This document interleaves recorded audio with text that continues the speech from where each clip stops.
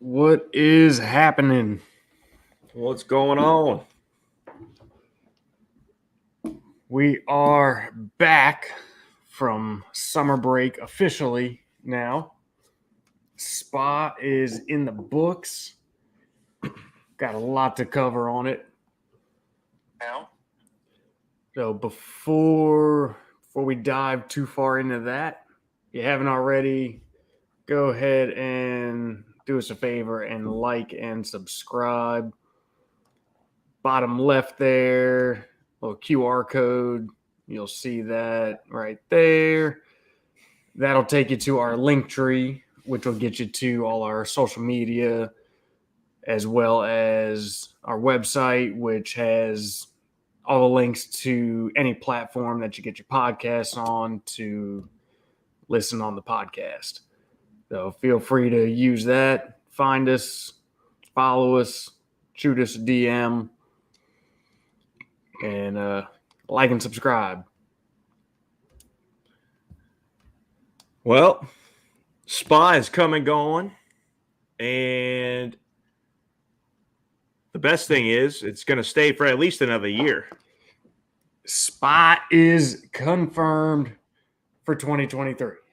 Thank God. And honestly, this was some more time to iron out some long-term issues. But at least it's not going any further than now to confirm for next year.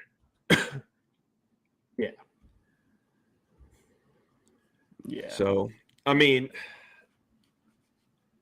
tell you what, before we even get into the race, let's just let's knock out what we're sipping on tonight after I finish smashing this Red Bull. All right, well, while you do that, and it just happens to work because that's the only Red Bull getting smashed. Yeah, it just happens to work with the theme of tonight's show. So we'll just leave it in the picture here. So, as you can see behind me and in Frank's hand, we are drinking a certain special bottle of Pinhook, which, if y'all were here for the previous... I believe that was Hungarian. Was that Hungary? I was trying to think which one we started that in. Yeah, it took them all of no races. Yeah.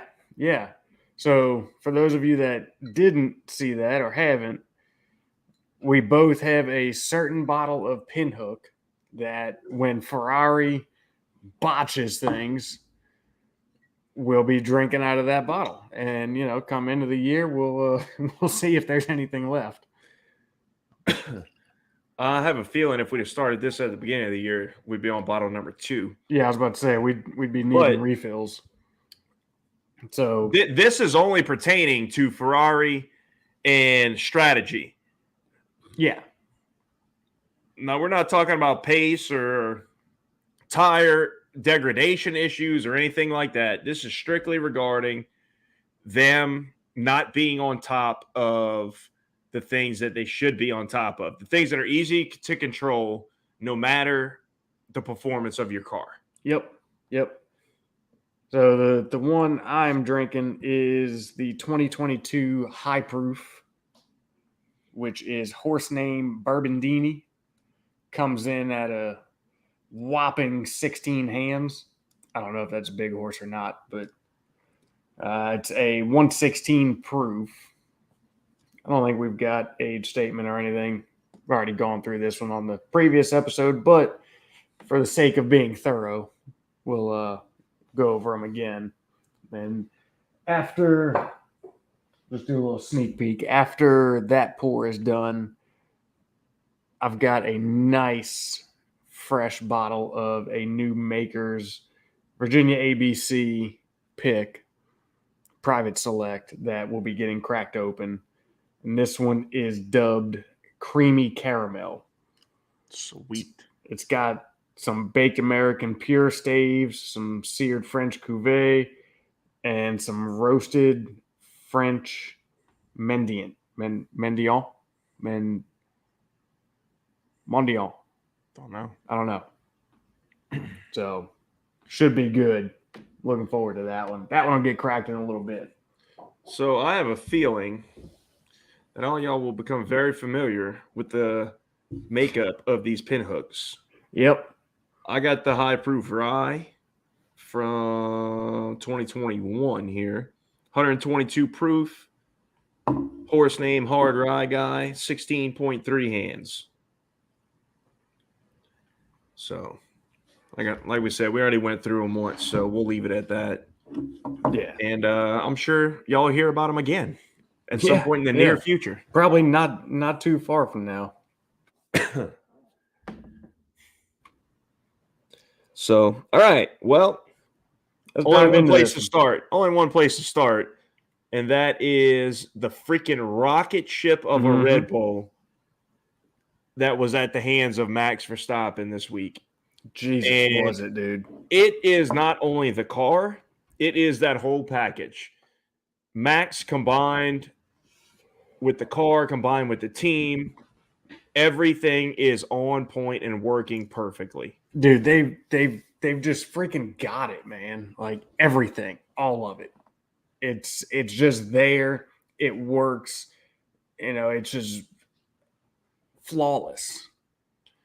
It really is. Everything about the operation right now is flawless. Yeah. On Max's side. Yes. And look, Checo did what he could. He drove a very good race. But it is stunning how much faster in that car Max is. Oh, yeah. I believe the quali was 0.8 faster. 0.8. That's staggering, dude. Yeah, it is. You know, I mean, you'll tend to see that sometimes. I mean, we talk about how far off pace Checo is compared to Max, given the same car. Now, here's what we don't know is, yes, is the car relatively the same? How much different, how many adjustments will they make for Checo? Well, here's for what he likes, you know. Here's the thing. How far will they go with the car to suit what he wants out of it versus, you know, what they have for Max, knowing that that's the faster package with Max behind the wheel, but that may not be the same for Checo. So are they going to make, you know, what kind of adjustments, to what extent will they change things for him? You know, is it, I guess what I'm getting at is, how equal are the cars really?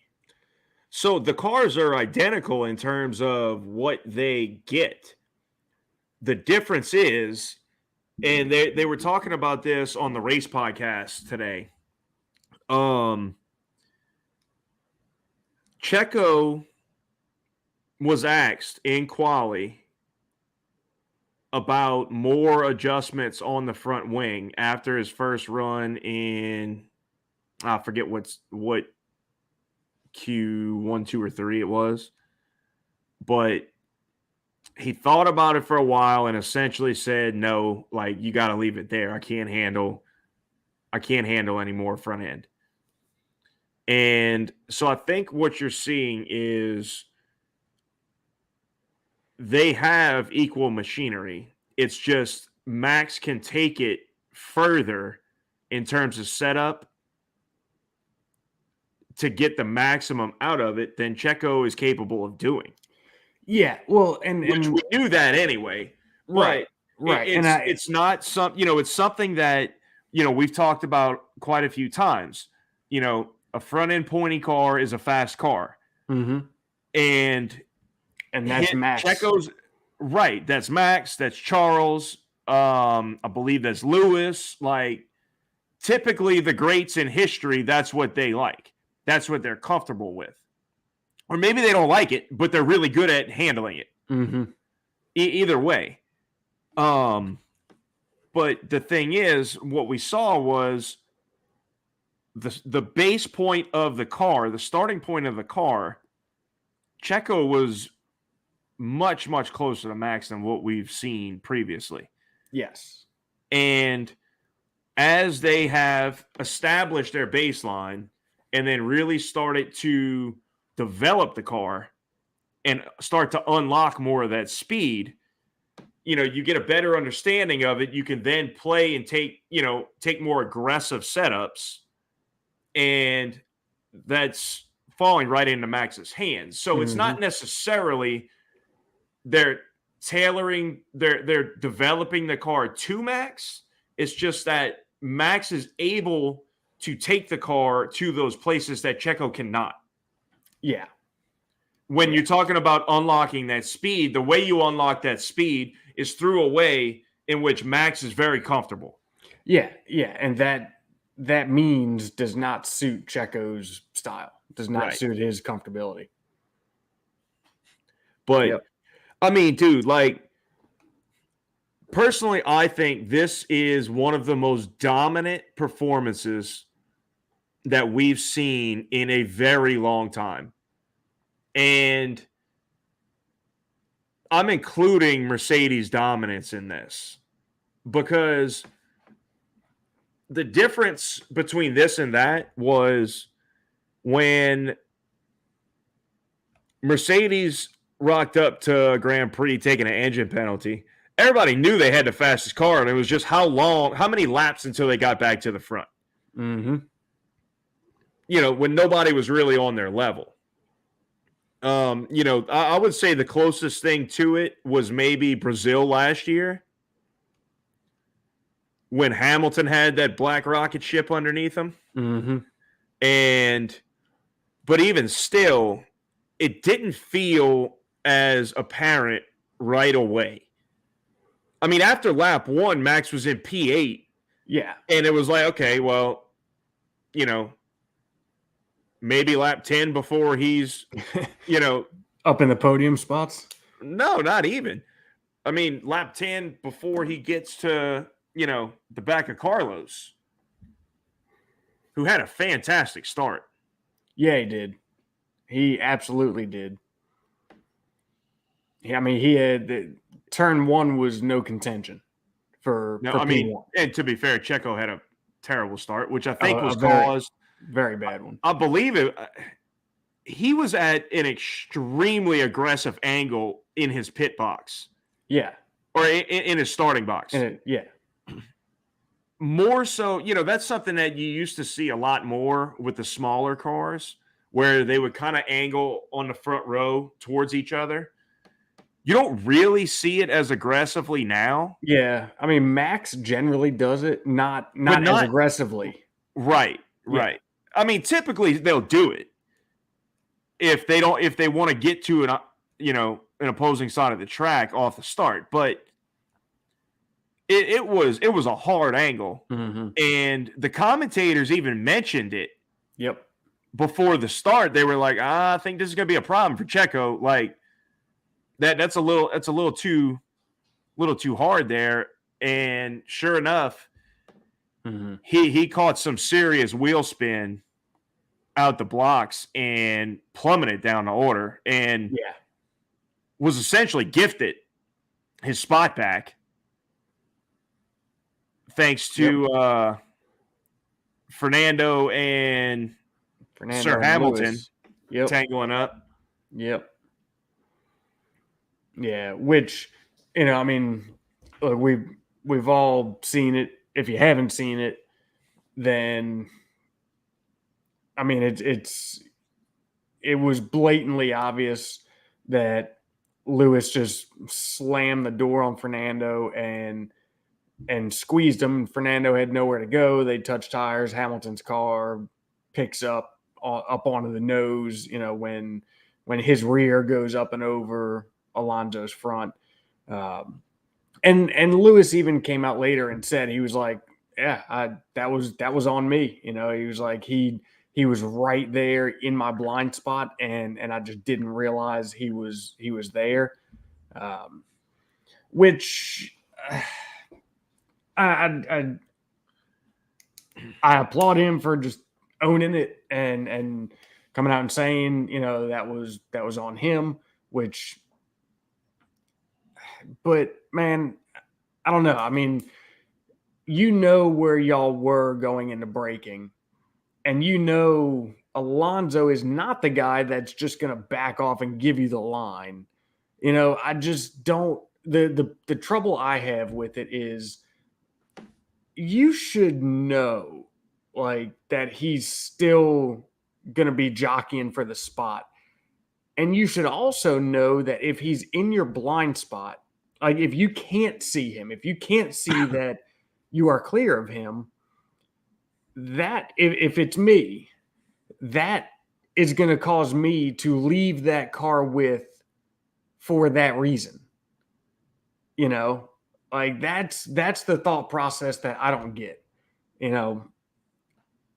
know, he was, a millisecond ago, he was right there, and now you can't see him. So you just assume that you're clear of him. Like, yeah, that was kind of a rookie move. That's the judgment call that I have trouble seeing. Where Lewis's thought process was there. I mean, as experienced as he is, it's not something I would have expected to see happen. Agreed. Definitely agree on that. I mean, he it was a rookie move. It shouldn't have happened. Mm-hmm. It's something that, as soon as it happened, he was probably like, oh, what an idiot, stupid. I can't believe I did that. Because it's one of those things like, okay, I don't see him. He's not there. Well, no, if I don't see him, that means he's probably right there. Yeah. Mm-hmm. But, I mean, honestly, if he's with the way that they were racing at that point on the first lap, one, you shouldn't be shutting doors like that on lap one, because the chances are somebody's there. Mm-hmm. And two, like, there's no DRS. Like, you pulled up on side and passed him, but you never cleared him. Mm-hmm. So just to assume that he backed out is completely wrong. Right. Especially knowing that you just passed Fernando. You know damn good and well he's not backing out. I mean, I don't think it matters who it is at that point in the race. It's lap one. Like, you shouldn't be slamming doors like that, period, on lap one in the first couple corners. Yep. I mean, it's too risky. Yeah. Look, I'm going to be cliche and use a term that everybody knows and sometimes people hate hearing, but you can't win the race in turn one, lap one, but you can sure lose it. And it's perfectly fitting here. Yeah, it wasn't turn one, but it's close enough. So, I agree. That's a brilliant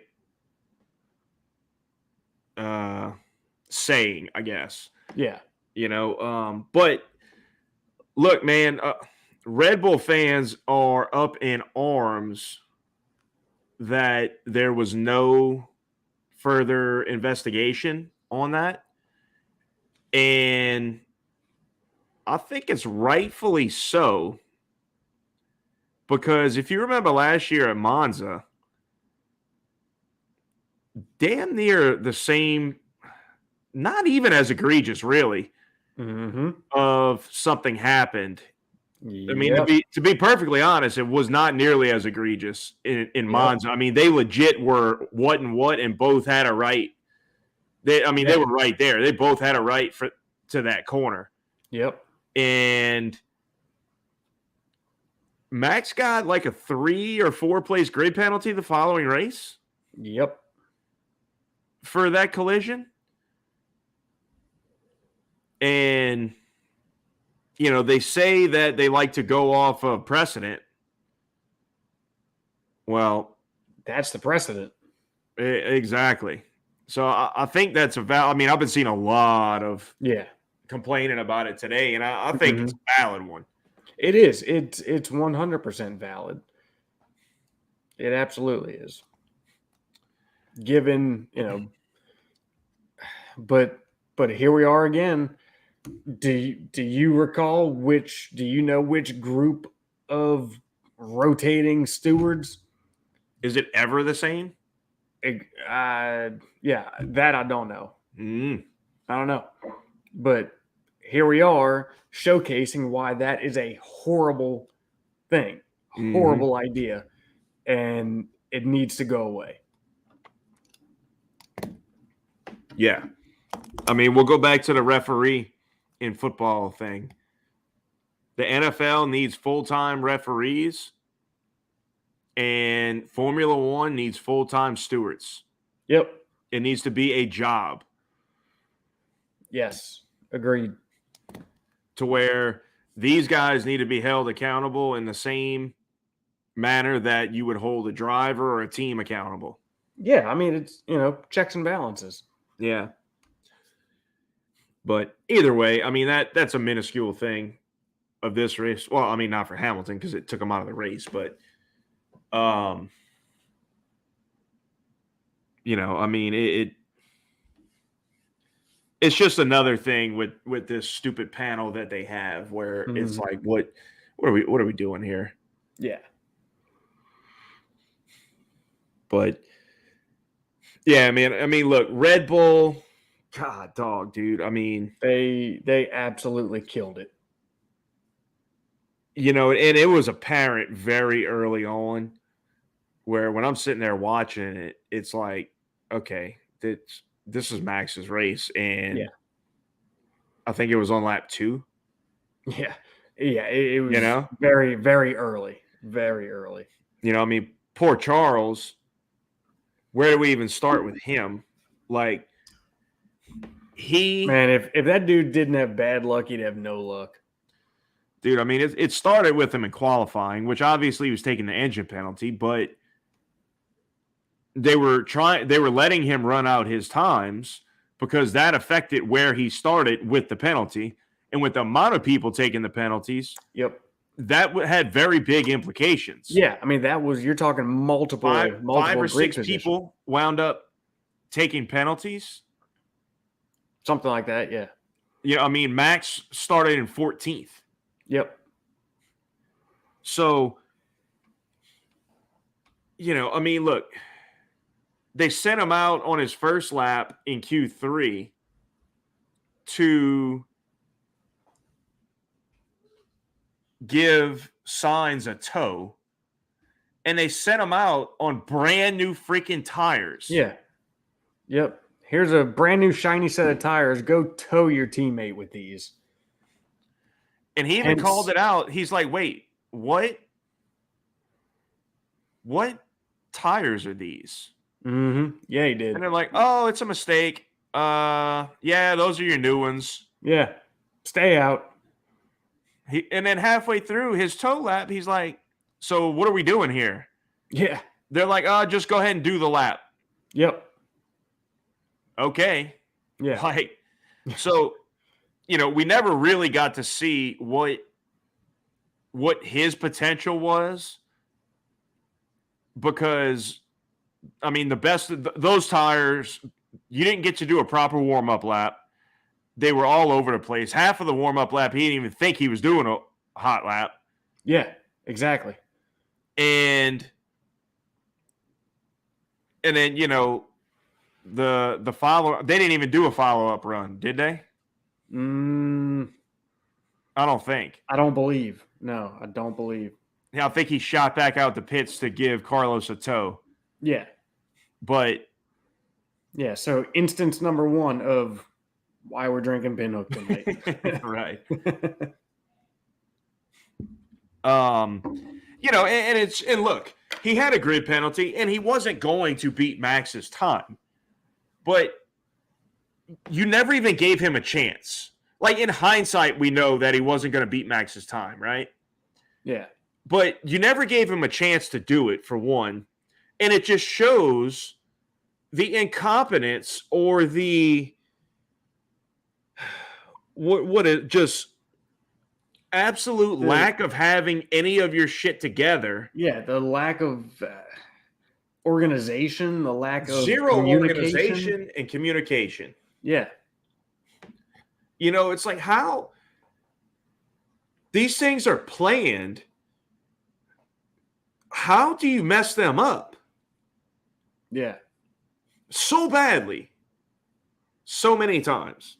Well, and man, look, here's what I'm wondering too. All right, so from and I don't know the exact hierarchy, who makes the decision first, the lead strategist and confirms with the race engineer, and then who do they tell, and then the guys that are, the mechanics are getting told what to grab, right? Mm-hmm.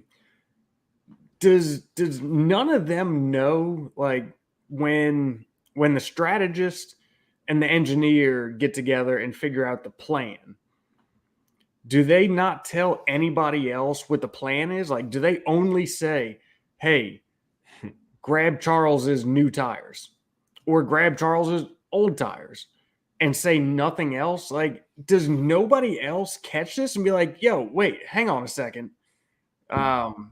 Didn't you say something about this being a tow lap? Why are you telling me to have them get the new tires? Like, right. And how many people is it going through? Right? Like, you remember playing a game in school, the telephone game, right?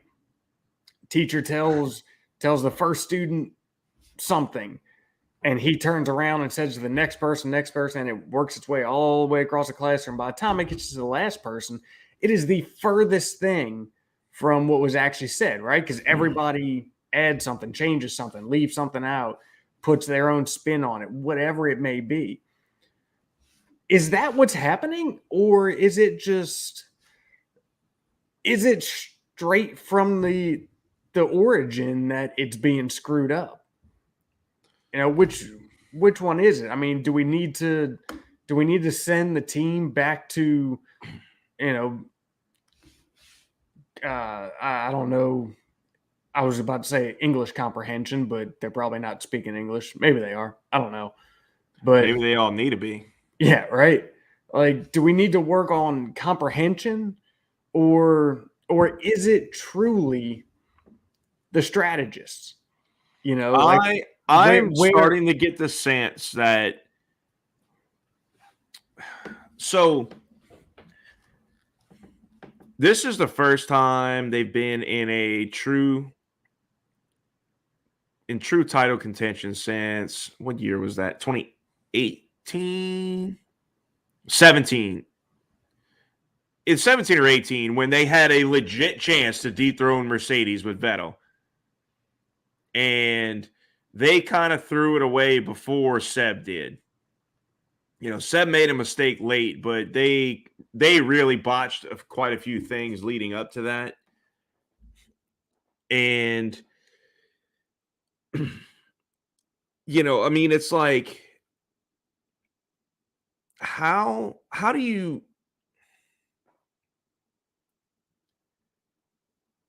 keep repeating the same mistakes that cost you your most recent championship run? But, when maybe it's just you haven't really been, I mean, that's been what, 5 seasons ago now? Yeah. Maybe it's just you're so unbattle tested that that's what it takes. It takes a season like that. maybe I'd like to go and I don't think this is the case, but I'd like to go and maybe rewatch 2020 and kind of see and look at Red Bull and kind of see what they have, like what they've done from that point to where we are now. Mm-hmm. Yeah, Because not only did Max turn a corner in 2020, but maybe it was the team as well. yeah, And my point is, it's easy for Max right now, and not because it's easy driving, because what he's doing is nothing but easy. But it's the only pressure on him is to drive. He is not concerned that the team is going to mess things up. He has total faith in his team that they are going to give him the proper information. If they want his input, they'll communicate it clearly on what they want from him. And they will make the right decision as a team, whether they need his input or not. Yep. And Charles and Carlos have anything but that. Mm-hmm. So you have this immense weight on your shoulders of not only do you have to drive perfectly, but you have to push it to probably a level that incites these mistakes because you're doing everything. Not only are you having to push the envelope so hard to keep up with Max or to stay ahead of Max, but you can't focus on what you need to focus on because you're worried about your freaking pitch strategy and running numbers in your head about your tire life.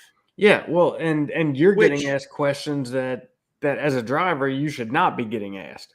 Well, I mean, look, or the most they should be doing in terms of strategy in race is how are the tires feeling? Yeah. And you answer with your code word for good or bad, or you just say good or bad. Mm-hmm. I got, whatever word means another 5-10 laps, whatever it is. Yeah. They feel good right now. I don't know what's going to be next lap, but they feel good now. Or they feel good now. They feel like they can go another 10 laps and maybe set a fast lap. In the meantime, you tell them these tires are shot. These tires are shot. Yeah, it's kind of funny. I saw some interview with Lewis recently. I don't know how old it was, but I saw it recently where he was asked about that. It might have been like a Top Gear episode or something where he was asked about that. And he's like, obviously, we say a lot of things like that don't really mean what you're saying. Mm-hmm. He's like, but sometimes your context doesn't come across the radio very well and you actually confuse your team. He's like, so we kind of had to dial it back and really go in and like, look, in these kind of moments, this is what this means. Yeah.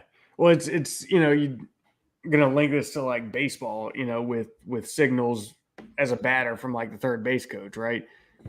Like he'll give any friggin' signals, but there's one trigger, right? Mm-hmm. Once you see the trigger, that's when you pay attention to actually what's coming next, and it's like they need to do something like that, right? There needs to be a trigger, like hell, he gives or whatever, like, okay, this is us trying to confuse people, or this is me being legit, these tires are shot. Right. The tires are shot. Okay, that means that they're good for another 10 laps. Let's go for a fast lap. Yeah, right. Yeah. But no, I mean, what else? I think that's part of what it's boiling down to is, the drivers can't operate at the level that they need to. And don't get me wrong, I think they've done a fantastic job so far this year. Sure, there's been a couple mistakes, but when you kind of consider everything that they're doing and trying to keep up with freaking Max and this package that they got, I think they've done a great job. And I also think that a lot of these mistakes don't happen if everything else is buttoned up. Agreed. Yep. So one of the other things I was kind of wondering, kind of going back to what I was saying before about, what is the hierarchy and the chain of information delivery. Does these guys, they've been in the team, they're around Formula One, they, at least to an extent, the mechanics, even they understand strategy and they understand at least situations. Are they just too afraid, or is it, why has none of them spoken up? When these calls come through and the mechanic is going and grabbing a brand new set of tires, I've got to imagine that at least one of them was like, whether it's the guy grabbing the tire, the guy that's taking the tire off, the guy that's on the wheel gun, one of them that sees, one of the 20 guys that sees that brand new tire, one of them has to think, wait a second, Charles he's got an engine penalty, starting from the back. We've already done this or whatever, we've done for previous laps. What are we doing? Well, I would imagine that they would know what he's going out there to do, and that lap was literally only for a tow. Well, that kind of circles back to my original. And it's like, wait a minute, he's only got one set of brand new softs left. And keep in mind, this isn't a live pit stop. This is in the freaking garage. Yeah, well, that goes back to my original statement of, do they really know what the plan is? Do they have that information? If everybody has the information, somebody, you can't tell me that of the 30 people that information goes through, that somebody isn't like, yo, wait, the hell are y'all doing? Right. Like, there's a disconnect somewhere, man. There's a massive disconnect. And maybe it's because from person 1 to person 30, not all of them know what the actual plan is. They just get told, they get given an order, here's the direction, here's the instruction, here's what you're doing. Maybe they need to give everybody the plan, and somebody will catch a mistake, and make it to where they're not afraid to speak up and be like, yo, hey, wait, y'all sure about this? Right. Or maybe that's what they are doing and shit's getting misconstrued. I don't know, but I've got to think that somewhere within that whole communication, kind of that whole topic that I'm talking about, the order of operations is just wrong. If I'm Ferrari, if I'm Mattia, I'm trying to hire somebody from Red Bull. Yeah. And I don't think you're not going to get any of the top people, but you need to get somebody from within that department that can just lay out the system, the blueprint, right? The steps. Right. Who's involved with what? How do we communicate to our team? How do we make an environment that if something's off, everybody can know it and have a say? Can say, hey, hold up, wrong set. Whether it's the freaking lug nut guy or the chief mechanic. Right. Yep. Yeah, and I agree with you. I mean, yeah, you're not going to get, chief strategist Hannah Schmitz from Red Bull, but hell, maybe you could get somebody, somebody everybody's got that's, a price. Yeah, right. But maybe you get somebody that's been waiting on their chance and they're just not getting it, right? Hey, here's your chance. Well, you look at that, with somebody like her at the helm and doing a job she's doing, that seat's not going to be open anytime soon. You know, so like if that's something that they want, bro, I mean, you got a pitch for them. Yeah. Yeah. Exactly. You just got to be willing to throw Lawrence Stroll money at him. Maybe you don't. Maybe it's just the opportunity that they want. Possibly. Yeah. Yeah. But, and look, man, Leclerc, and then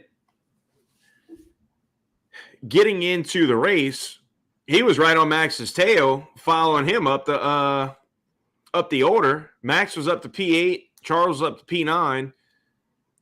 And then from all that skirmish in front of him, tear off.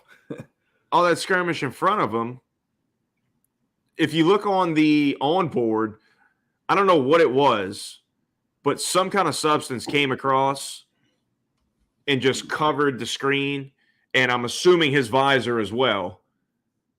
And he ripped his tear off, threw it out the car like they do. And if you watch, there's a slow-mo on social media out there, I believe on the F1 page. There's a slow-mo shot of that tear-off coming out of Max's car, essentially sticking to the ground, not sticking, but staying on the ground and getting sucked right into Leclerc's brake duct. Mm-hmm. I mean, just couldn't do that again if they did it 1,000 times. Oh, yeah. Yeah. Yep. If I had to guess, the visor probably got all messed up from after Hamilton and Alonso. Something broke on Hamilton's car and it was spraying a fluid of some sort. Yeah. Because I forget who it was that was behind, and when they showed an onboard, it was the same thing.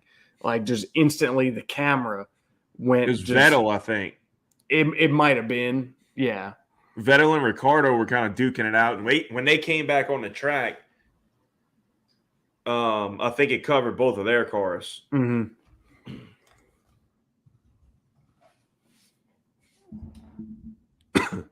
See if I can hang on. Let's see if I can do this. Here's a video of the tear off. Let me see if I can screen share this. We'll get a look at it. Let's see. See how good you are over there.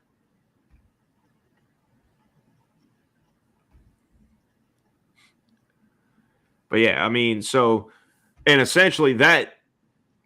Here we go. All right. Let's see. Yep.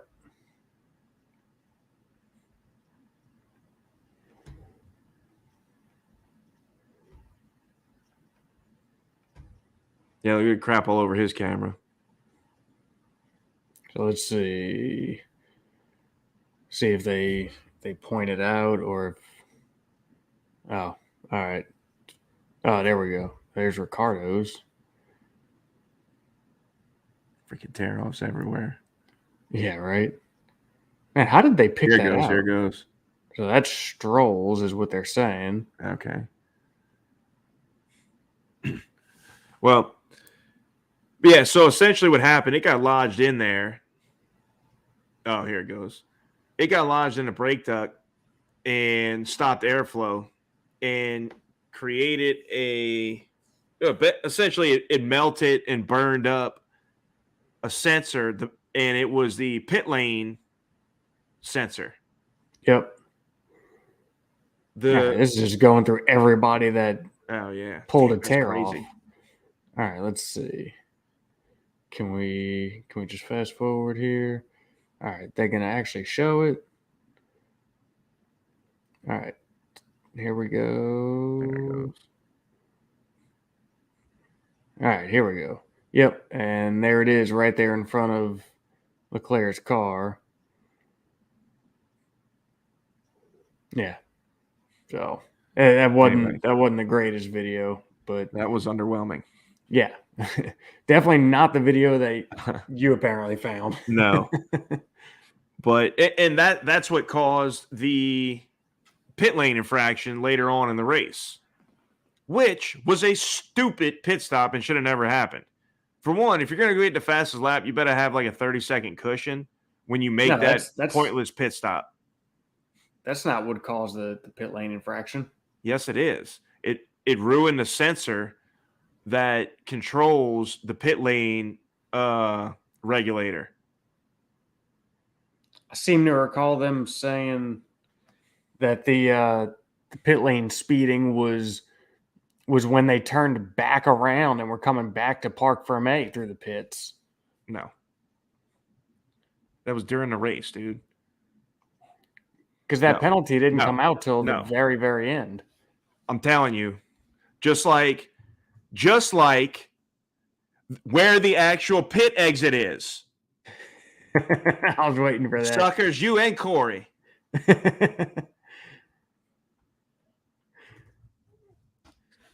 Say who was right. I don't care about iRacing or GT cars and none of that. We're talking F1, and I was right. Me and Corey were not right. I'll say that.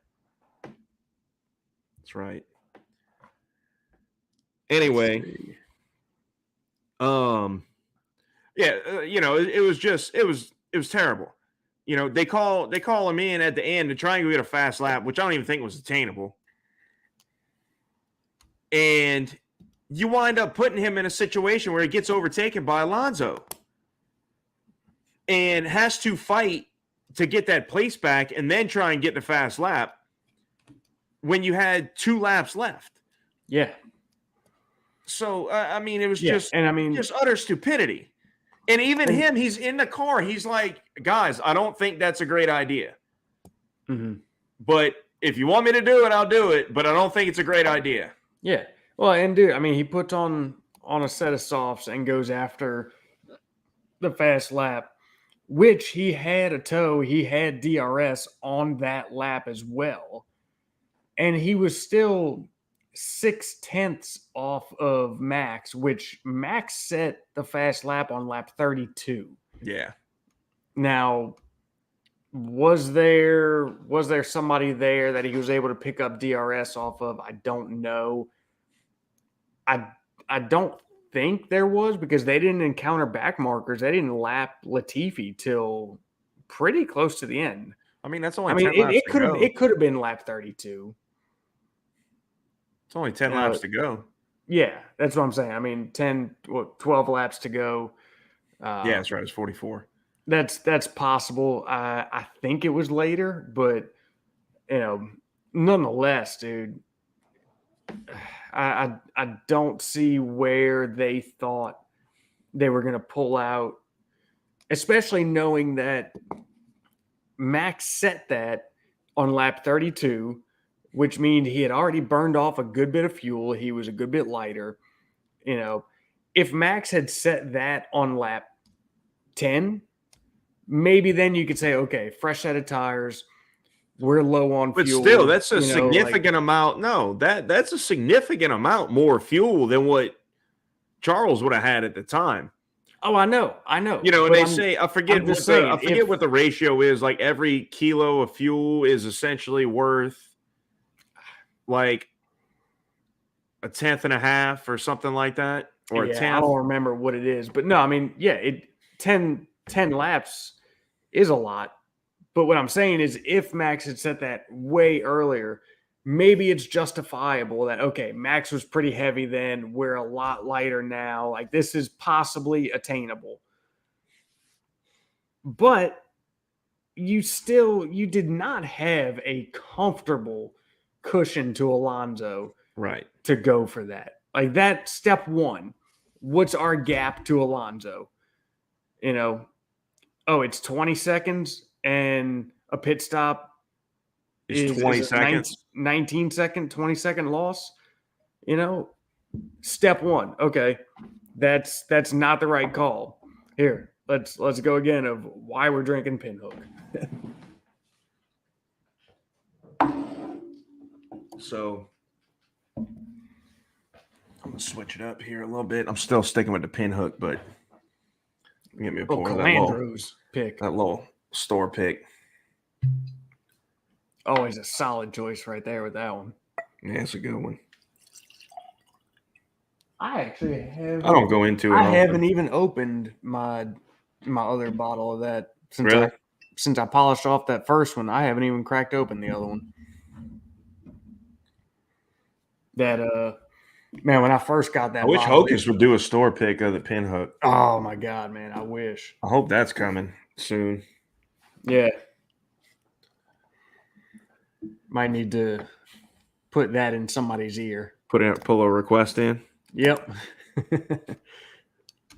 Yo, Dude, Alex, Pinhook store pick. Can we call it the podium proof pick?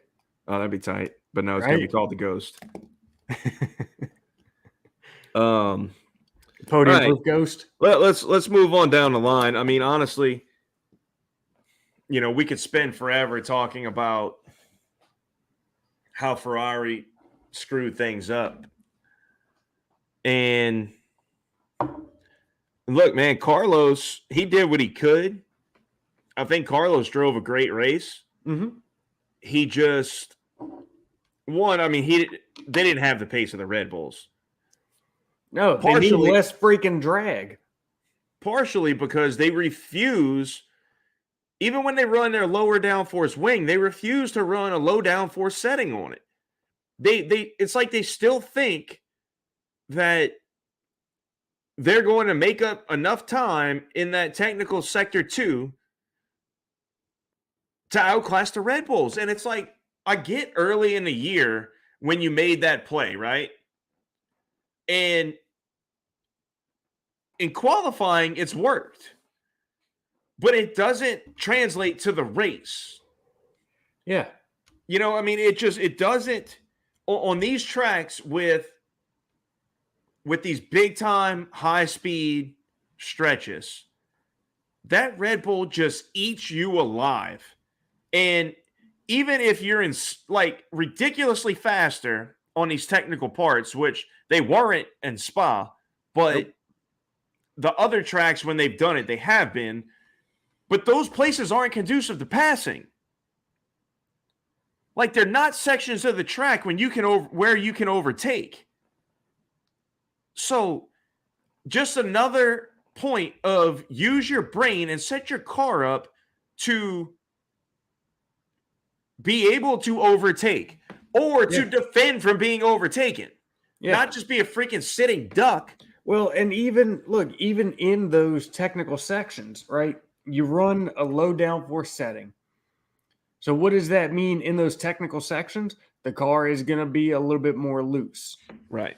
What have we already discussed that Max loves, so does Charles, a loose car. Right. They can make that car fast in the technical sections with pure skill. Right. So give him a freaking low downforce setup and let him wheel that son of a bitch through the technical sections and stick right there with Max on the long runs. Yeah. It's mind-blowing, dude. We kind of alluded to this earlier, but unless there's some underlying reason why they won't do it, which I don't know what it could be, even to speculate on it, it just doesn't make any sense. Yeah. But if they, what is it? The definition of ignorance? You mean insanity? Doing the same thing over and over again, expecting a different result? Yeah. Yep. I mean, that's where they're at. Mm-hmm. Yeah. So, hey, I wonder what they're going to do for Monza. I bet you they're not going to run the low downforce setting. Dude, I don't know. Honestly, I can't imagine how insane the Italian Tifosi's going with all this nonsense. Like, don't even put on a rear wing for Monza. You know what I mean? Like, just give it all you got. Yeah, right. I mean, Jesus Christ. Like, yep. Look, we don't have DRS because we just don't have a wing to open. Right. Jesus. But man, so look, George Russell, another stellar performance. The car was not great. They were, look, he finished in front of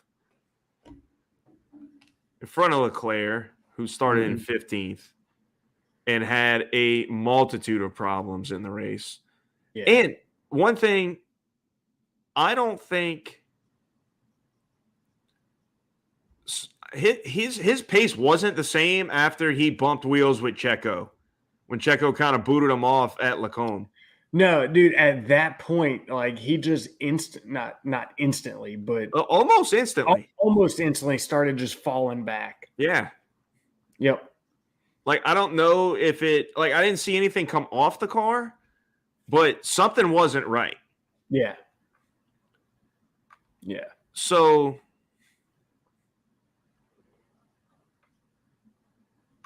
I mean, Russell was 30 seconds back.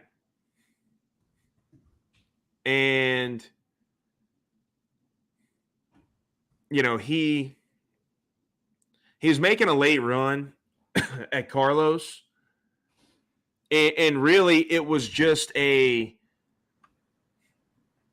was a war of attrition, in terms of the tires. Yep. And that car, we've seen over the course of the year, one thing that it has really, it's got something very good going for it is crazy easy on the tires. Yes. That's shown to be great for the race, but a detriment in qualifying because they cannot get them up to temperature. They can't get them fired up quick enough. That's why we've seen them do, 2 warm-ups, various things, and they just can't fire them up and really get them in that optimal window for qualifying. Mm-hmm. But yeah, come, Spa, where we're seeing higher deg than what was anticipated, plays to their benefit, plays right into their hand. Mm-hmm. And I mean, George definitely capitalized on that, did a great job of capitalizing where he could. Absolutely. I mean, it's kind of a quiet race for him, I feel like. Yeah.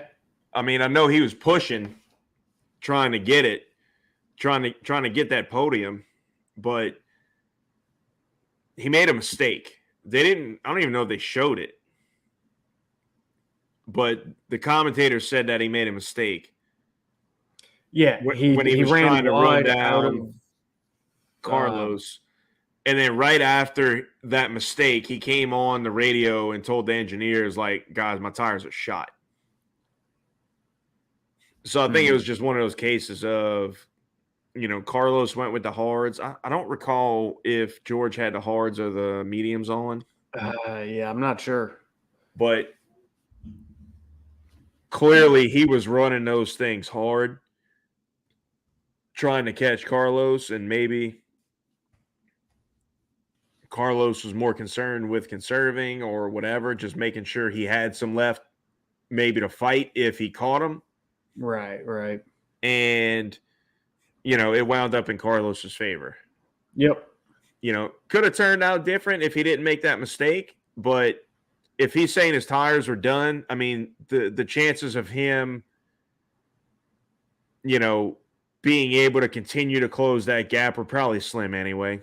Mm-hmm. Like, the mistake was probably inevitable if you were going to live on the edge pushing that hard. Oh, yeah. Yeah. So, hell of an effort. I mean, a hell of a race by him, man. And look, I mean, that's been a strong suit of this Mercedes all year is the life that it gives the tires, man. And that's kept them in a lot of races where pace-wise they don't belong. because they're still off the pace. Mm-hmm. Yes. So, yeah, but, yet again, they capitalize everywhere that they can, and it proves beneficial. yeah.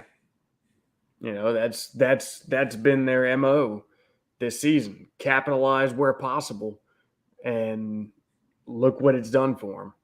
They do not have the pace, and look where they are. Bro, so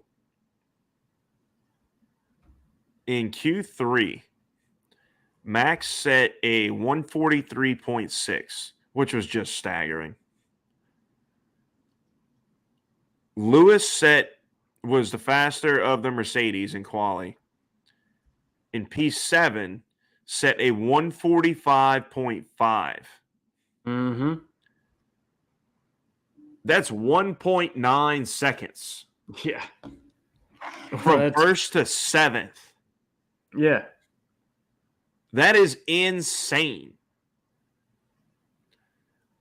I mean, that's what used to happen back in the days of like pre-qualifying.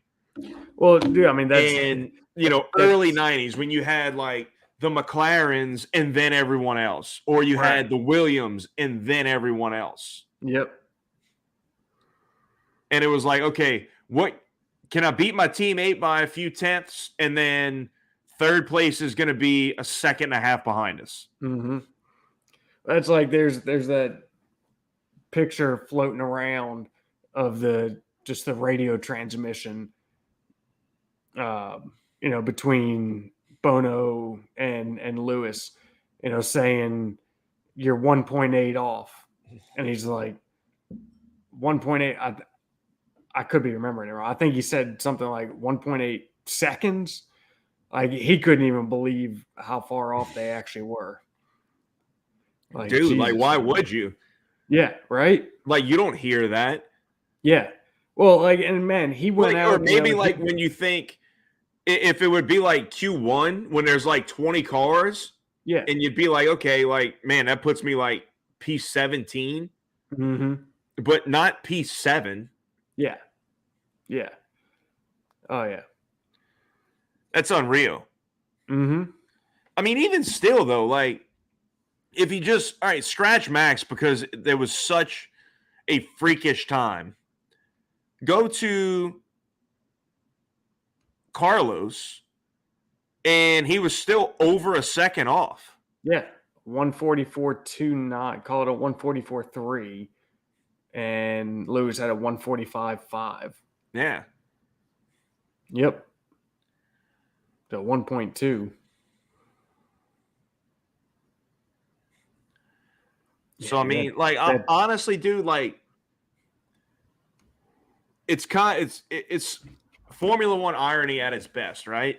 Mm-hmm. Like, the thing that is holding them back tremendously in qualifying is the thing that's giving them their greatest advantage on race day. Yeah. So where's DAS when you need it? Well, where do you draw the line in terms of how much do we want to correct this? Mm-hmm. Yeah, because you got to find it. It's a fine line, dude. Even when we're qualifying, like, look, we're not going to be, with the exception of Hungary, which that was just crazy circumstances. But as a rule, as you know, you look at the season on the whole, you're not going to be really competing with the Ferraris or the Red Bulls if they all have clean laps. Yep. So best case scenario is P5, P6, and they've been hitting that with one of their cars just about every week. Yeah. Just about.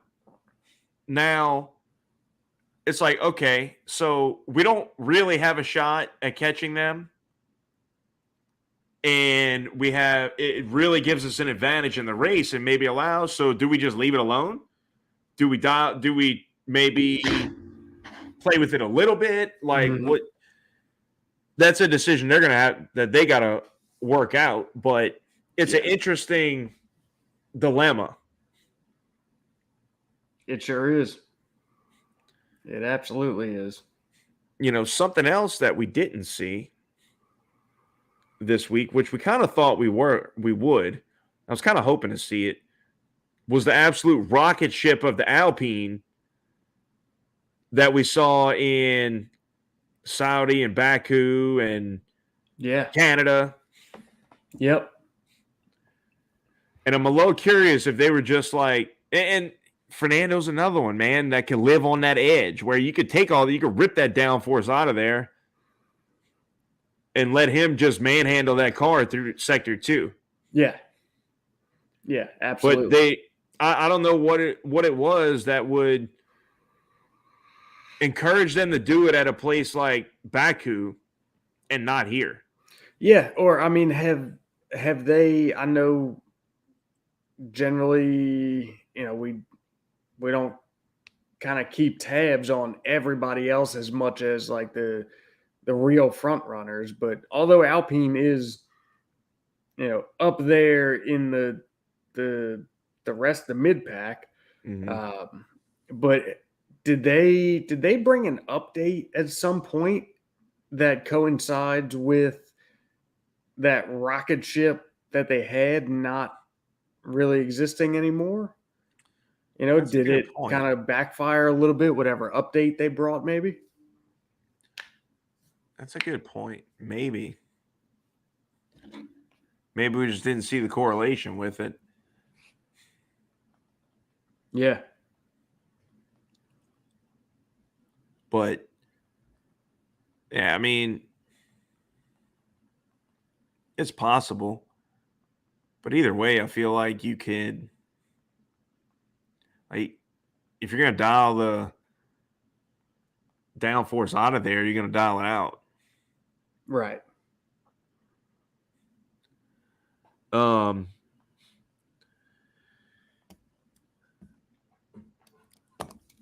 Speaking of rocket ships, how about Williams? Freaking Williams, dude. That thing was insanely fast in Sector 1. I believe held the fastest Sector 1 time as well. Definitely hit it throughout at some points throughout quali and practices. They were hitting it a fair amount.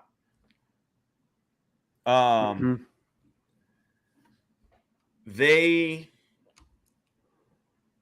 converted into points.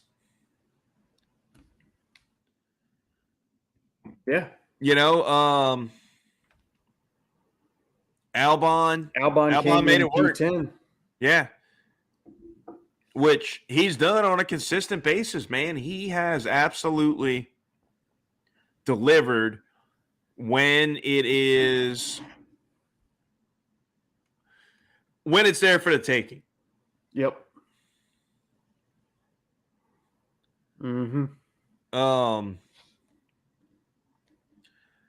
Man, whenever Max crossed the line, was that both of the Haas's right there behind him? I'm not sure. I think it was. If that's the case, they were like within a second of each other on the track.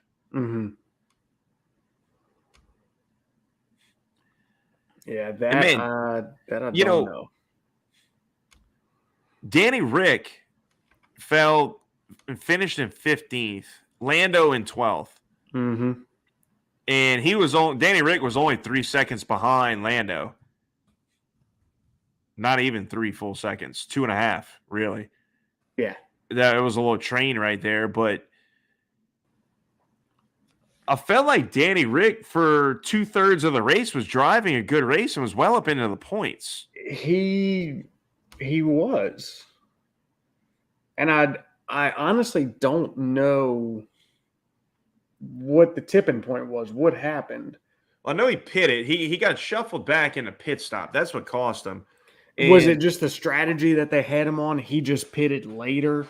I think so. I think it was just one of those deals. Like a lot of people were kind of saying that, they think that, that was how they wanted to put Lando in front of him. I genuinely don't think that's the case because I don't think that matters.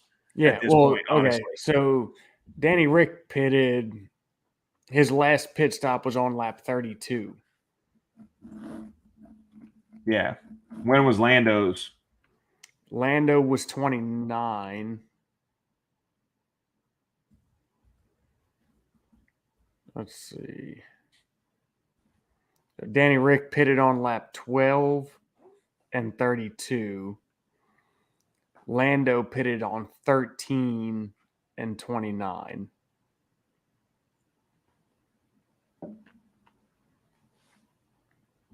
So, yeah, I mean, either way, look, 2 seconds behind, second and a half behind Lando when you're stuck in a DRS train essentially behind him. I mean, he's stuck right there behind Yuki and Joe. Yeah. What is it? About 2.5 seconds? Yeah. I mean, I guess that's about right. Yeah. That's as good as a result as essentially he's got this year, being pretty much what and what with Lando. Mm-hmm. Yeah. So, and I think he was ahead of him for a good bit of the race and just kind of got caught out in a pit stop shuffle. Yeah. And it cost him that. And then he got stuck, which a DRS train is freaking real at a place like Spa. Oh, yeah. Yeah. So he was, let's see. Yeah. He was 9/10 behind Joe, who was right at a second behind Yuki, who was what? 4.5 tenths behind Lando. 6/10 behind 5/10 behind Lando. 4.5. Huh? 4.5. 4 3/4. Yeah. Okay. Who was then over a second from Lance Stroll. But yeah, so I mean, that was definitely a DRS train happening there.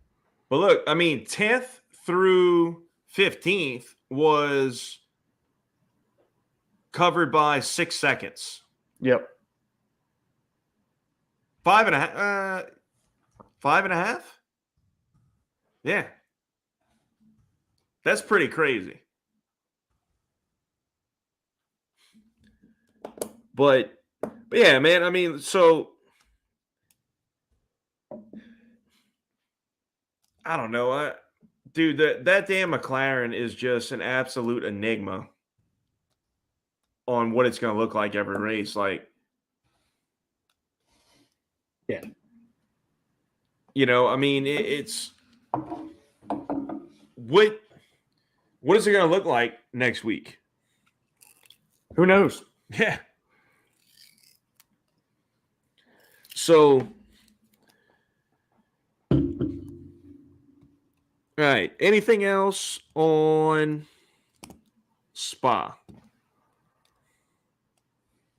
Can we go back next week? Vettel, how about Vettel, man? Vettel looked really sharp. Yeah, he did. Looked aggressive. Ready?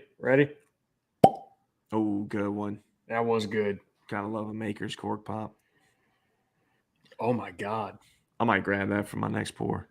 Oh. I freaking missed one, dude. Can you smell that? Can you get a whiff of it? Bro, I missed one. I hate myself for it. We had a collab between Hocus Pocus and the Bourbon Society of Baton Rouge. And it released last week, and I missed it. What was on Friday. A Maker's. Oh, my God. And you call yourself a Maker's Mark ambassador. Bro, like that's the kind of shit over here that sells out in like an hour. And you're supposed to be in the front of the line, sir, with your Maker's Mark. I have an actual job. I know, right? You know? Yep. It's like, Sure, I would love to just be like sitting over here counting all my money and looking at my bourbon drop schedule and being like, okay, this is what I have to do today. No shit, huh? But, unfortunately, that's not reality. Nope. So, yeah, Seb had a good race, man. Seb had a really good race. Like we said, the Alpines were kind of where we thought they would be, right behind the top three teams. The only reason Charles is behind Fernando is because of that stupid penalty, which should have never happened because he should have never even made that pit stop. Yep. And we didn't even mention it either. Bottas DNF'd as well. Yeah, which was very unfortunate, man. He was just avoiding your boy Latifi, doing a little loop-de-loop there. Mm-hmm. As far as I know, there was no contact. I don't think there was any contact there. He was just avoiding, got in the grass, and then spun, and then ended up beached in that new gravel trap. Mm-hmm. Yeah. Yeah, that sucks when it's, something like that. Right. So, all right. Spa done and dusted. Red Bull wiped the freaking floor with everyone, including the other Red Bull. Yeah. Yep. God, dog, man. I still just I am absolutely dumbfounded by how dominant Max Verstappen was this week. Dude, that was it was look, I expected him to put win. on a straight clinic. I expected him to win and be very strong. But good Lord, I didn't expect it to look like that. Mm-hmm. Like we made our predictions last week and we had no idea that he was going to take a grid penalty. We kind of thought Charles would, but we didn't know, like they hadn't talked about it in a while. So, you kind of just have to go when it comes to the predictions, you kind of just have to leave that aside and go with what you think. Yep. And, had they both had normal races, Charles probably finishes in second. Mm-hmm. But, whenever I heard that Max was taking a grid penalty, it was like, okay, I still don't even want to change my prediction. Yeah. So, on the predictions. Sidebar. Interruption real quick. This Makers is incredible. This is like... They're all awesome. It's like one of them freaking caramel squares, dude. Oh my God, it's great. Like the caramello? No, that's got the chocolate. I don't really get the chocolate. You just mean like the Werther's caramel blocks. Just like them chewy caramel squares you can get. Not like the Werther's original. Which, God, I actually really like it. Call me old, because that's always like, they're awesome. Old guys got a pocket full of Werther's originals, right? They're freaking great. And you know what? People can talk shit all they want. But whenever they offer them, they take them every time and they love them. Right? Yeah. And you're just not there yet to feel comfortable having them. But don't worry, you'll get there. Yeah. I don't do it yet either, but I should. Right? This creamy caramel, man. Look, I'm a sucker for caramel. I love caramel. Might have to get me one of those. One of these? Yeah. That might be rather difficult. Why? Like those things are hard to get in Virginia now? So ABC it was one day last week. and they sent a email out, and like, hey, on this day we're gonna do a barrel selection drop. Each store is gonna get, we're not gonna say how many bottles, but each store will get at least some of each of the bottles. You're allowed one. And dude, I got the last one on the counter of this. Man. But yeah, dude, this is that's ridiculous, bro. That shouldn't be allocated. I would imagine there's probably more. They probably did it like that with a certain number of the bottles just to hype it up and get it out there. And then I would imagine I'll see it on the shelf again. Well, if you do, it's like over the last couple of years when they've had, they're like they just get stuff sitting there. They're 4 different ABC makers private selects. I've been able to get each one of them at various times, months apart. Right. Yeah, so I'll keep an eye out. See if I can snag you some of this Virginia bourbon goodness. That would be nice. I don't get to say that very often, so I'm gonna enjoy that. That's right. How many times do I, go out of my way over here, to make sure you have an ample supply of nice things behind you over there? Yeah, yeah. Like, I'm just looking right now, and like the majority of the things that you're proud of in that picture came from me. Right there, right there, right there. Probably the one behind it, the one behind it, the one behind it. Some of the ones that you can't quite see in the picture here, pinhook number 1, number 2, number 3 that are in the back there that you can't see. Oh, look, there's a stag. Oh, look, yeah, there's the other pinhook. Yeah, oh yeah, there's a multitude of them. Right. Absolutely, and I am grateful for every sip. It seems a little one-sided over here. Look, man, I can't help it. Charging some interest. Every 5 bottles earns me a free bottle. I can't help it that Virginia just sucks with the availability of good.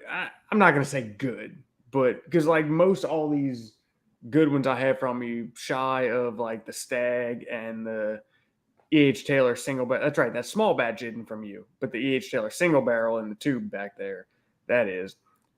Aside from like those, the rest of them are all like store picks. I can't help it that Virginia just sucks with good store picks that are readily available. Yeah. Okay, there we go. Now, I will say that new riff right there, that was not a Virginia ABC pick, but that was a Virginia Bourbon Lovers pick. And that thing is freaking incredible. It's like a bottle of whipped cream bourbon. I would love to get my hands on some new riff. I can't get it in Louisiana. Yeah, dude, that bottle is getting dangerously low, and I'm terrified to empty it, but it's so freaking good. So, all right. I believe I kicked your ass in the predictions.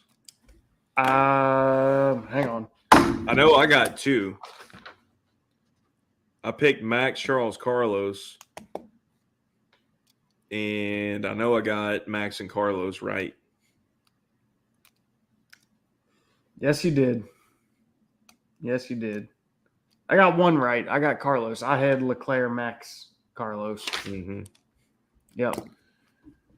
You got 2. I got 1. Yep. So, that being said, Red Bull lived up to their slogan this weekend. And absolutely flew. Gives you wings, bro. And Max is now going in with his second turkey of the season to his home race. Dude's got like 3 home races, all right? To be fair, this is his actual one. How far is Zandvoort from Spa? Because he was born like 100, would they say 100 kilometers from Spa? Yeah, but there's imaginary lines in between there. I think Spa is more so his home race. I don't believe that's the case, but either way, the Orange Army is thick, bro. No, I mean, yeah, technically, yes, this is his home race because it's the Dutch Grand Prix. But I'm curious. Let's see. There's only 2 things I hate: people that are intolerant of other people's cultures, and the Dutch.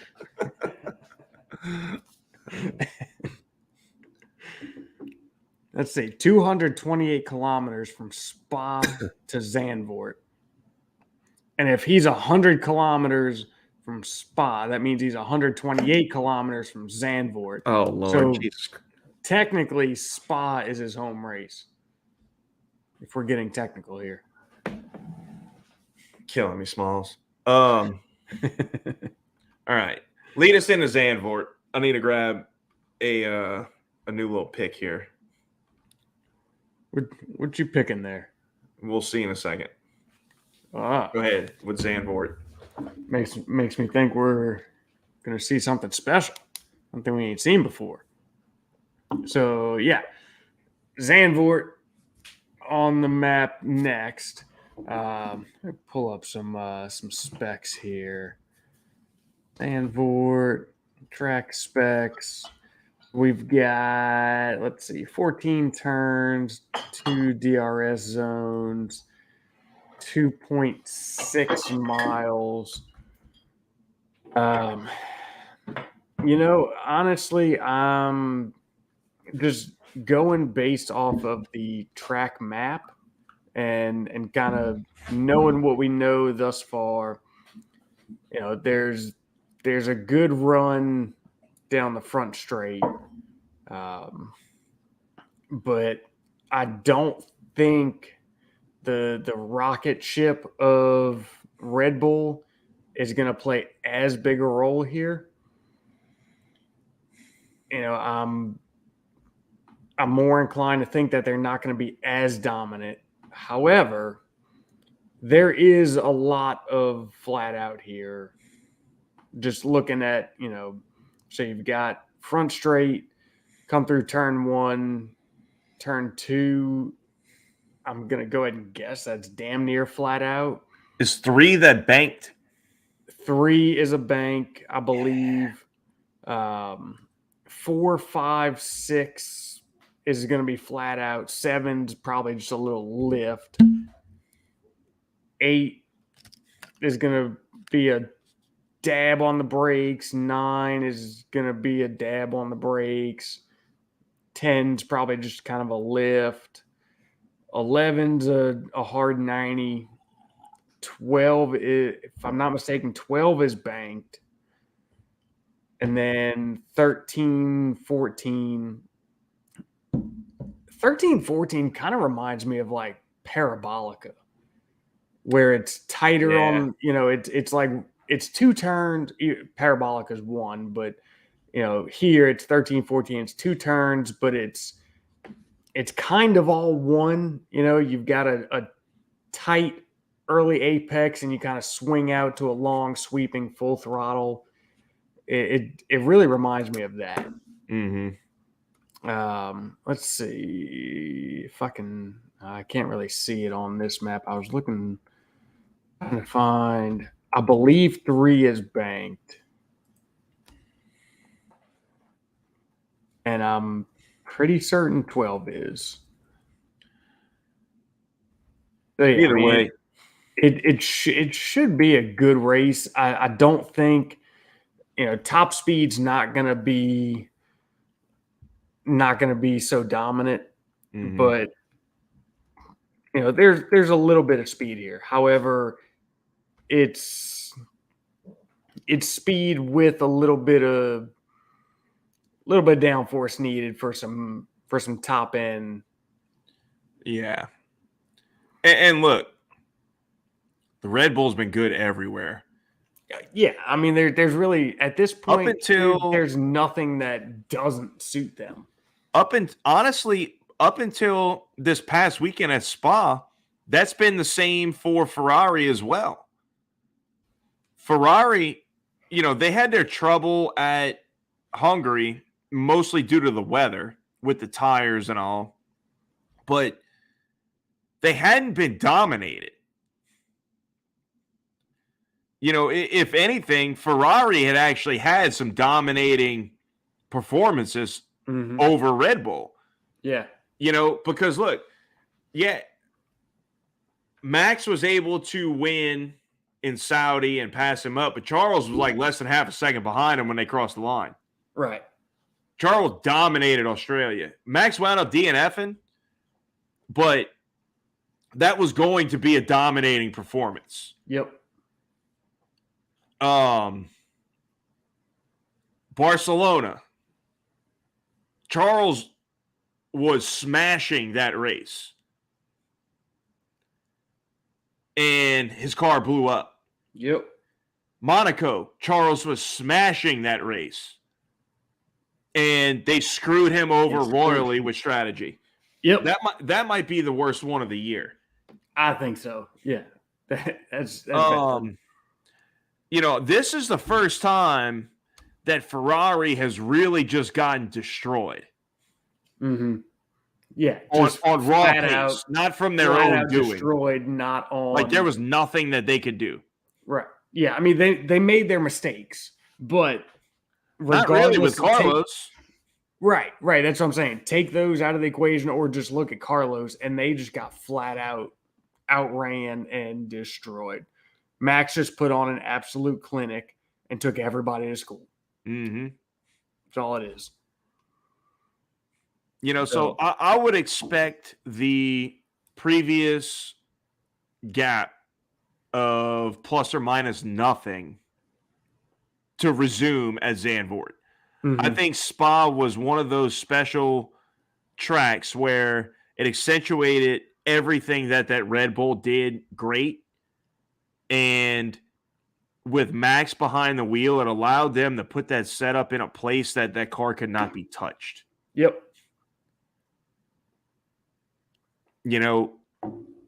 Which is even funnier considering the new technical directive took place.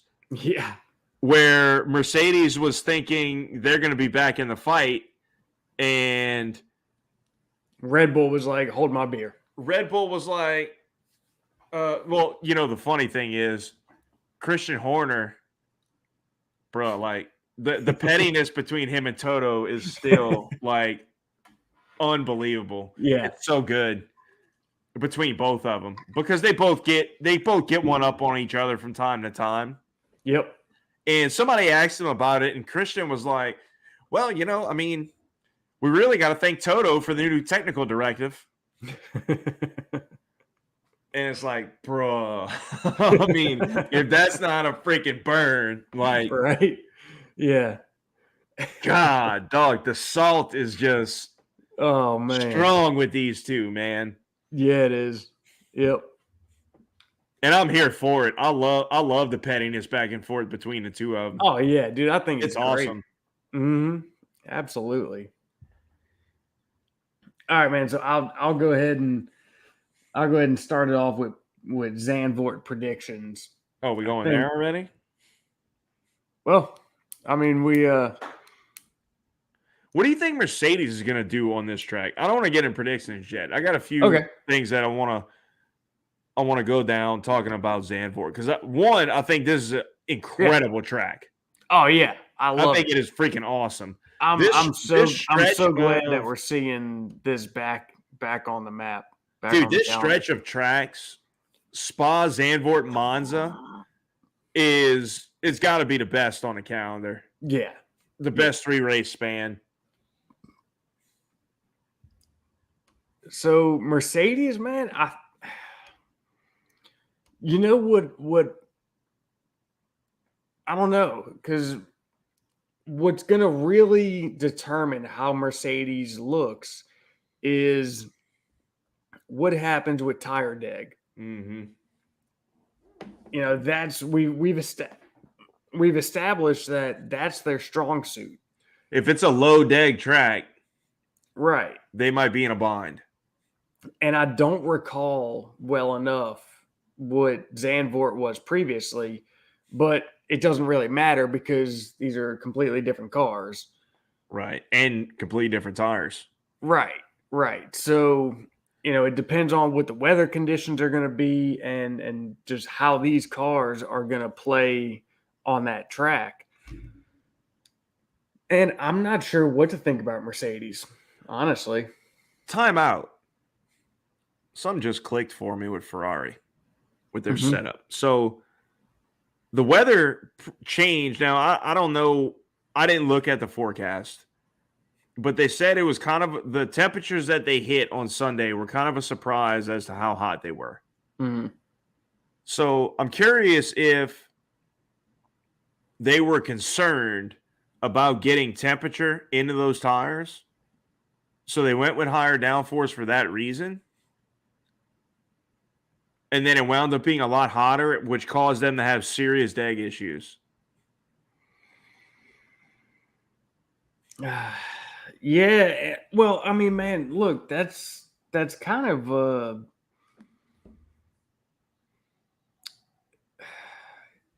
so yeah, you run higher downforce, you're just gonna build more heat. You're pushing those tires into the track surface more, right?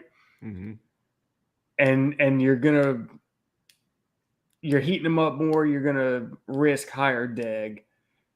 You run a looser setup, the tires are gonna slide a little bit more, maybe not generate the heat, but they're gonna slide a little bit more, which is gonna degrade them a little bit faster as well.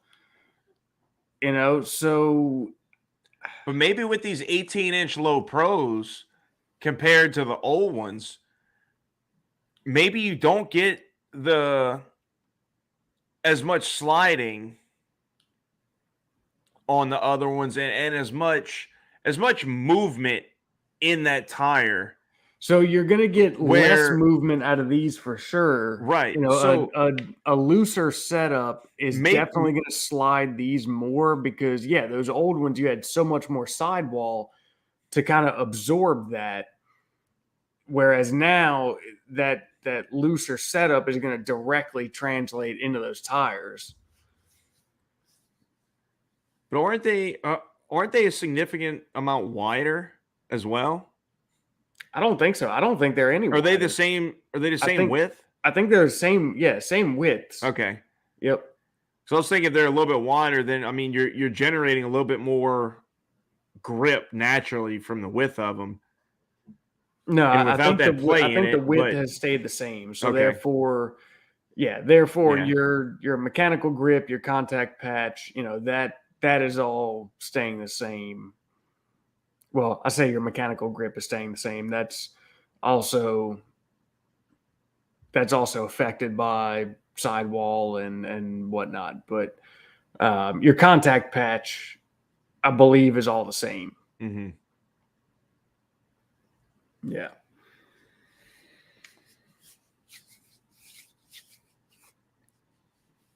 So who knows? Man, it's crazy. I'm looking at Zandvoort right now. And a lap record was set by Lewis Hamilton last year, but Max dominated that race. Mm-hmm. I don't remember. I wonder if Lewis did he like. I bet you he said his tires were shot like 3 laps before that. Hold on a minute. I'm gonna pull it up. Let's see, 2021. Let's see, where's it at on here? Netherlands. I got it. Fast lap. He was 20 seconds behind Max. Dude, he crushed lap time. His fastest year, lap, 111 flat. Max's was 113.2. Yeah. So Valtteri had second fastest lap of Yeah. the day at a 1:12.5. So that was on lap 72 that he did that. Yep. So I'm assuming it was the last lap, Mm, if not damn if close to not, it. it was damn close. Yeah. Valtteri did his on 69 and Max did his on 60. Yeah. So obviously So Max was clearly just he came coasting. in and got a fresh set of softs. But that would be strange because he was only 20 seconds behind him. Yeah. Yeah, so that was on the last lap. But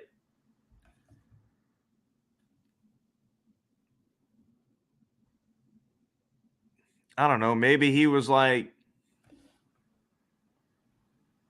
6 or 7 seconds back and came in with like a few laps to go and got some softs and busted out some big time laps. And Claude, where Max was just coasting at that point, and Claude maybe 2 or 3 seconds a lap back. Yeah. I don't know. That's strange. Yeah. So Pit a stop Grand summary. Prix is Here we go. 305 kilometers. Zandvoort is 4.259. So that comes out to 71.61 laps. So call it 72. So yeah, he did that on the last lap. No, so he pitted on. I'm looking at the thing here. He pitted on lap 70. Okay. Yep. Took a lap to bring him in. It took 19 out lap. seconds out, and that last lap was probably he probably did those two. I would imagine those laps 70, 71, and 72 were very close in time. And he was probably 10 to 15 seconds behind Max when he pitted. Came out 30, 35 seconds back, and then grabbed back 4 seconds a lap because Max was just coasting. Yeah. So that makes sense. Jesus, but that's a freaking talk about a smashing lap on that. I mean, that's insane during a race. I mean, Max's pole lap was 108.8. Yep. Lewis was 108.92. Boy, that was close. Max 108.885. Lewis 108.923. I'm curious where these cars are going to be this year. Yeah, it'll be interesting to see here where they land time wise. But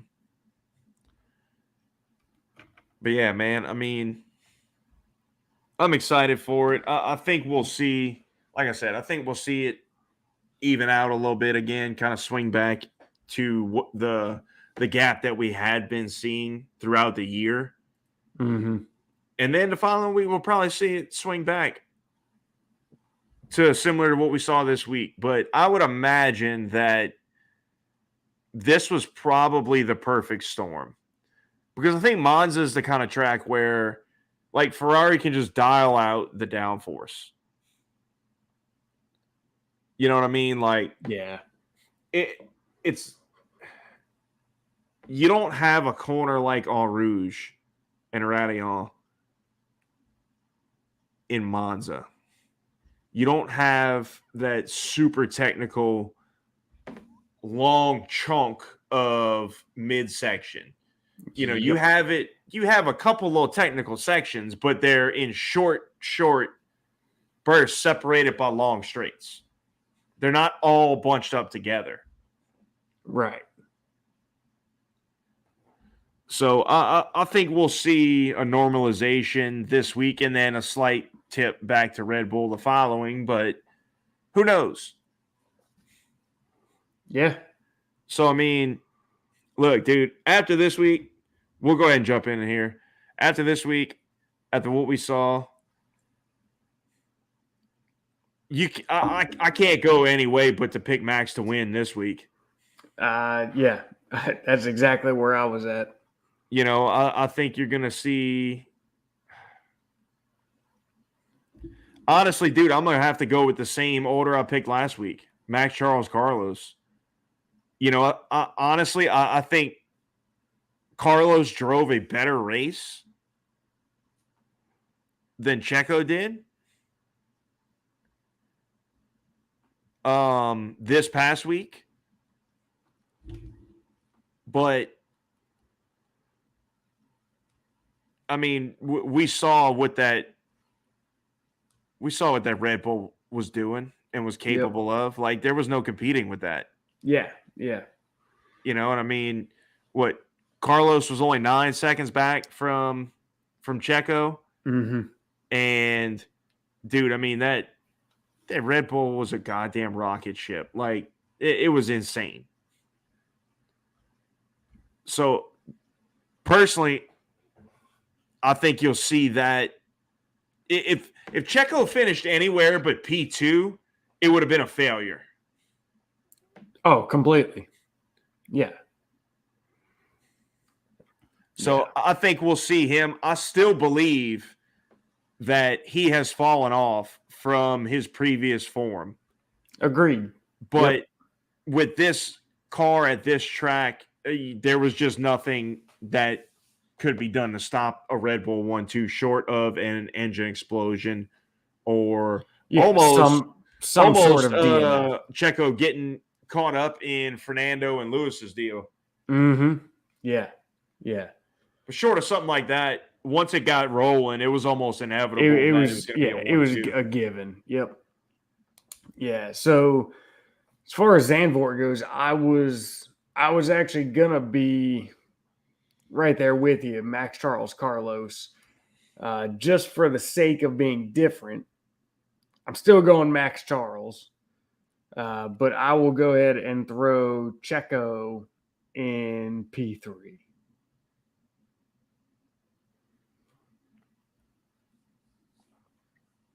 Although I do think...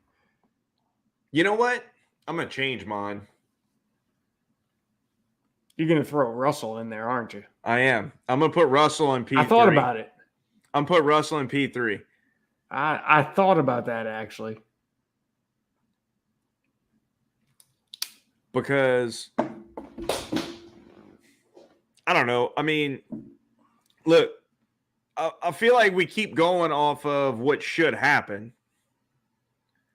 But Ferrari has proven that they're not going to allow what should happen. Yeah, we know that. So why even continue to do that? Mercedes is going to be there to capitalize on some of these mishaps. Yep. And I feel like it's been a little bit since they really duped Carlos, so he might be due. All the bad luck cards kind of been falling on Charles' side. Mm-hmm. So yep. Yeah, I think I'm gonna throw George in there. Although, don't get me wrong,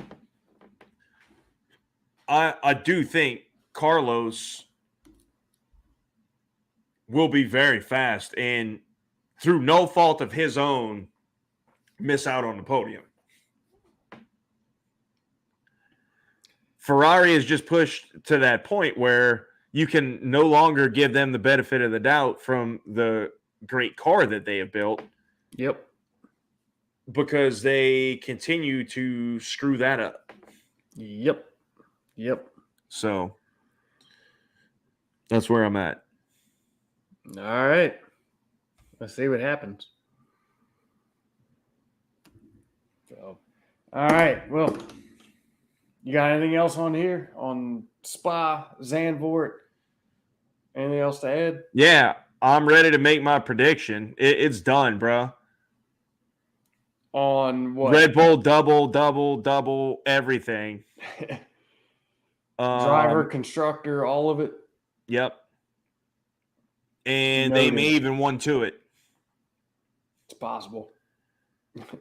You know, I don't think by any means Checo's the second best driver, but Ferrari has just hemorrhaged too many points through no fault of the drivers to, like, at this point, dude, like, they've left so much out there that they shouldn't catch it up. They shouldn't finish second. Right. Yeah. Like, you know what I mean? Like, yeah. yeah, I mean, I think it's done. You know, after last week or going into this past week, I thought if you had a solid result, even if Max won, you could still narrow the gap. You could still close the gap and keep it trending in your direction if you're Ferrari. And the one thing you couldn't allow was a 1-2. And That's just what happened. Right? Oh, yeah. So, wrap. Yep. In my opinion. Yeah. Yeah, it's sure looking that way. I'm not ready to call it yet, but I can't say that you're wrong for calling it. Mm-hmm. Yeah. So, all right. I got nothing else. You got nothing. I'll leave us with a quote. You can only get over your fears if you attack them head on. And that would be the great Mika Hakkinen, which I loop that into what Ferrari needs to do, because I feel like they have kind of gotten themselves to the point where they are just scared to screw up now as well, instead of just making a decision, roll with it, but on the offensive, right? Go on the attack. You know, we've seen the stupid decisions and the not being able to make a decision, but now I kind of feel like they're in the place of being afraid to. Mm-hmm. So I feel like that speaks volumes. Speaking of Mika, one thing we didn't touch on. How about that reenactment of the Michael and Mika and who was it? Jit. Come on, bro. I said it not that long ago. Ricardo Zonta. There you go. Yeah. How about the reenactment of that this weekend? It was really cool, but it didn't work out the way it didn't play out the same way. Because they both went around him, but they I forget who it was, but they didn't make the pass. No, the end game, it didn't all play out the same way, but just seeing it coming into Lacombe's, yeah, was cool. Awesome. It was really cool. It was great. I love it. Yeah. So, I mean, Mika's was so legendary because it was for the lead of the race. Yeah. But nonetheless, it was cool to see, though. That was awesome. Yeah. All right.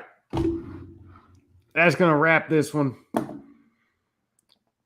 We'll be back after Zandvoort on Tuesday night. That's right. So we will be back. So Monday being Labor Day, we are going to come back on Tuesday night. So the live stream will be pushed one night, and the podcast release will also be pushed by a day, given that we all have full-time jobs here, and Tuesday is recording night, live stream night. Wednesday will be editing and prepping all that stuff. And then the podcast will come out on Thursday instead of Wednesday. And again, live stream, same time, 9:30 Eastern, 8:30 Central, Tuesday night. So that's the 6th. So just a day later. Yep.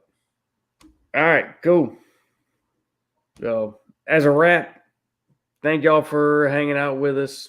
Again, if you didn't already, like and subscribe. Use that QR code at the bottom or the link in the description to our link tree. We'll get you to all our social media. Find us there. Give us a follow. Shoot us a DM. And let us know what you think. Let us know what you want to see. We're here for it. Appreciate y'all being here. Catch y'all after Zandvoort. See y'all next week.